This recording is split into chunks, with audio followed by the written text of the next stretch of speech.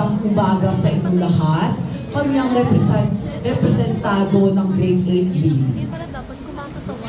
Magandang araw sa inyong lahat. Ang pangalan ko po ay Fiona Yasha C. Ali at ang aking kasuotan ngayon ay modernong Pilipiniana. At ako naman po si EJB Rivera at ang aking kasuotan naman po ay modernong barong.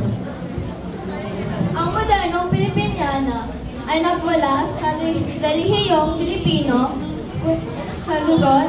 Ito ay kadalasan sinusuot ng mga mayayamang Pilipina noong panahon ng Kastila. Ito rin ay sinusuot tuwing may okasyon tulad ng pista, pagsisimba at pagpupulong. At ang aking kasuotan naman po ay modernong barong. Ang modernong barong po ay nagmula sa rehiyong Tagalog ng Luzon. Ito po ay kilala sa kasuotan ng mga kalalakihan. Wala po ito sa noong parang pong panahon ng mga Kastila at ng mga Amerikano. Ito po ay nagsisimbolo ng karangalan at maginoong Pilipino. Maraming salamat po. Mabuhay ang wikang Pilipino.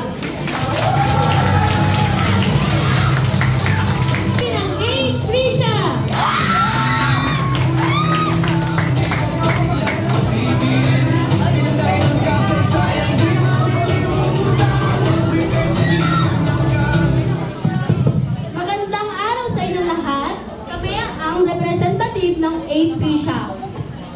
Magandang araw po sa inyo lahat. Ako nga po wala si Angelo R. Casalino. At ako naman si John Denise B. Acuña. At ang aking kasuotan ay Pilipiniana. Ang Pilipiniana ay isang tradisyonal na kasuotan ng Pilipinas at Pilipino. Ito ay binubuo ng laro, saya, panulyo at tapis. Ito ay nagmula sa kasaysayan ng Espanyol na sumisimbolo ng makapilipinas at pagmamalaki sa sariling kultura. Ang aking kasuotan po ngayon ay Barong Tagalog. Ito po ay gawa sa pinya o abaka. Ito po ay galing sa wikang Tagalog. At ito po ay ginagamit sa mga litang katotoo. At doon po kami nagtatapos. Mabuhay! Maraming salamat. Hey, Kanya!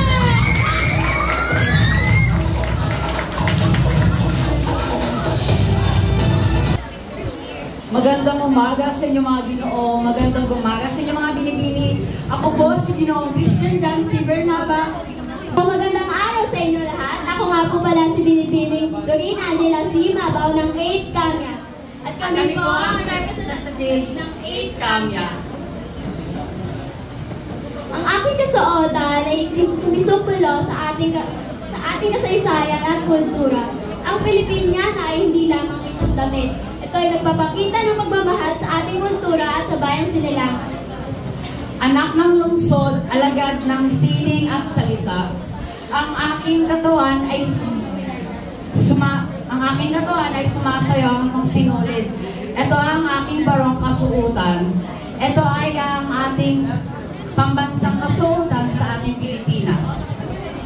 Hindi ko lamang po suot ito dahil bitbit ko po ang ating kasanayan, ang ating kultura at ating mabuhay ang Pilipinas. Maraming salamat po.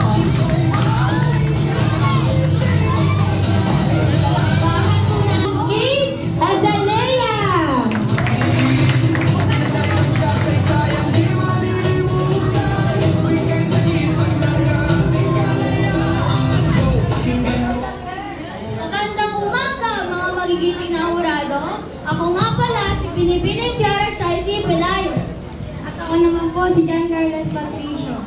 At aming narepresenta ang 8 Azalea. Basta Azalea, the best ka! Ang aming katutubong kasuotan ko ay Pilipiniana at Barong Tagalog na isinusuot ng panahon ng Espanyol. Ang kakahalagan nito ay ito ang formal na paraan na sinusuot ng mga kababaihan at kalalakihan. Ayun lang po. At Mabuhay!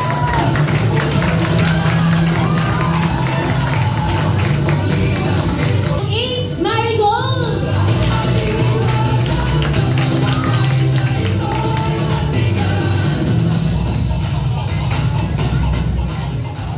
Magandang umaga sa inyong lahat.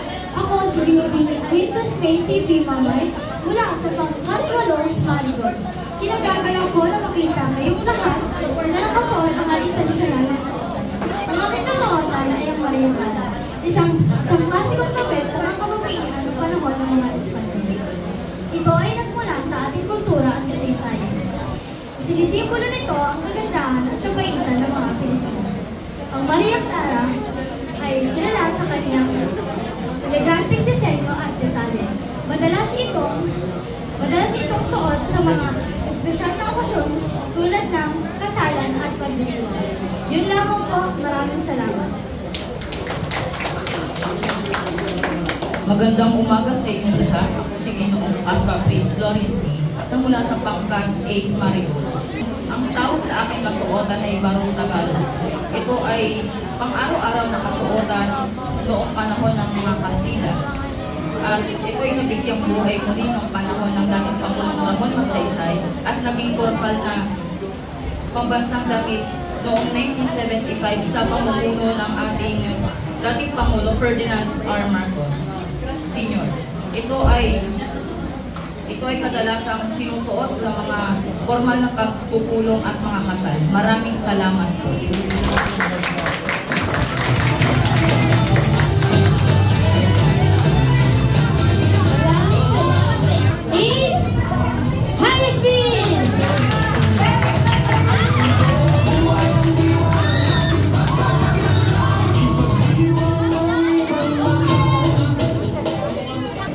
Magandang araw po sa iyo lahat. Ako po si Binibining Elizabeth Calao mula sa ikawalong baitang pangkat Hayasin. Ngayon ang aking kasuotan ay barot saya sa tradisyonal na kasuotan ng mga Pilipina. Particular sa relihiyon ng mga Pilipino. Yun lang po. Salamat. Magandang umaga po sa inyong lahat. Ako nga po pala si Joshua na nagmula sa pangkat Hayasin at ang aking kasuotan ay ati-ati lang po. Ay lang po. Maraming salamat po.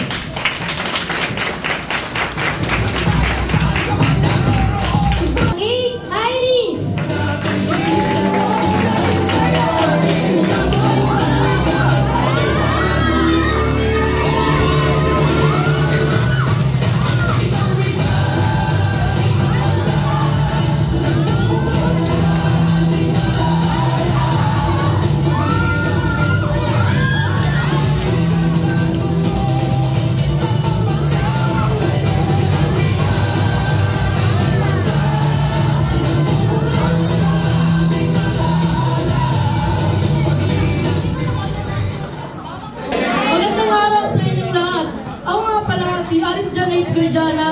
Nagmula sa pangkat Iris.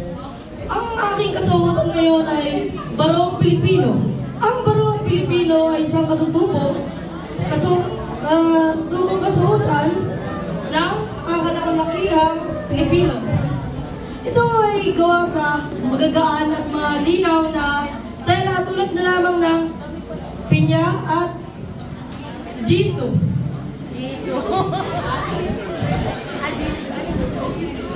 At ang kalagahan naman ng aking kasuotan ay sa ating mga mahalagang okasyon, ito ay ginagamit katulad na lamang ng kasal, graduation at iba pa.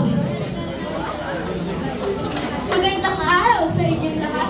Ako nga po pala si Noella D. Percon, nagmula sa pangkat 8 Iris. Ang aking kasuotan ay Barong Saya. Ang traditional ng Barong Saya ay nagmula sa kasaysayan. Ang traditional ng Barong Saya, ang kasuotan ng mga kababaihan na Pilipino. Ang barot, ang damit, ang taas. Ang saya ay ang ibaba. Nagmula sa mga katutubong Pilipino ang kasuotan na to sa Pilipinas, sa Luzon. Mahalagang sumang-ayon sa yan. Maraming salamat po.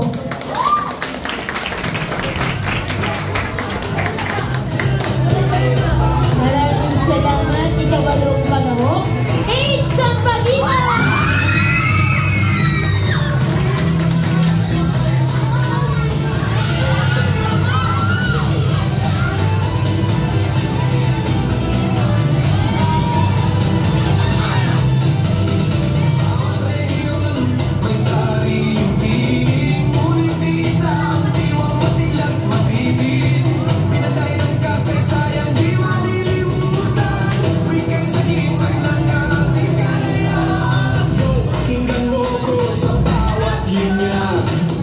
Kami ang tinig ng kabundukan, kami ang anino ng kagubatan. Kami yung mandirigmang ating anak ng lupa, tagapagtala ng lahi at wika. Mula sa grade 8 pangkat Sampaguita, At ngayon, iaharap namin sa inyo ang kasaysayan at kasuotan ng tribong ating ng Panay. mayad na aga, ako po pala si Jethro Ezekiel Quinton. Mayroon nga aga, ako po si Tiffany Tolentino. Ako'y nakasuot ng kasuotang hango sa mga mandirigmang babae ng tribong atin. Ito ay gawa sa mga likas at materyales katulad ng banig, hibla, dahon at hinabing tela. Sagisag ito ng kagitingan, karunungan at ganda ng kababaihang katutubo. Ako naman po, isang lalaking mandirigma ng mga atin. Ang aking kasuotan ay mula sa balat ng kahoy at banig, samantalang ang aming sibat ay nagsisimbolo ng paninindigan at lakas ng pagtatanggol ng aming komunidad. Ang tribong Ati ay kabilang sa pinakaunang pangkat sa Pilipinas. Matatagpuan sila sa Panay at kilala sa kanilang simpleng pamumuhay, malalim na kaugnayan sa kalikasan at katatagan ng kanilang lahi. Ang aming kasuotan ay hindi lamang disenyo. Ito ay pagkikwento ng pakikibaka, ugat at dangal. Sa kasuotang ito, dala namin ang boses ng aming pinagmulan na hanggang ngayon ay patuloy na ipinaglalaban ng aming karapatan at pagkakakilanlan. Maraming salamat po sa inyong pakikinig. Dito na po nagtatapos ang aming presentasyon. Maraming salamat, Sean Nakalaho. Ay kuhaan po ng larawan. Galing sa akin yung mga